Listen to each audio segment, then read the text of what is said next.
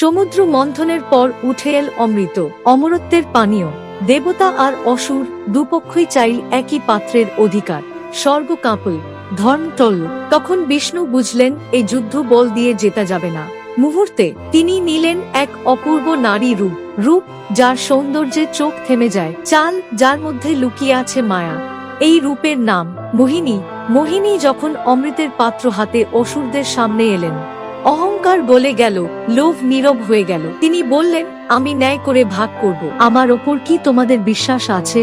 অসুররা সম্মত হলো, আর সেই বিশ্বাসই হলো তাদের পরাজয়। চোখের পলকে অমৃত গেল দেবতাদের হাতে। অসুররা পেল শুধু মায়ার আশ্বাস।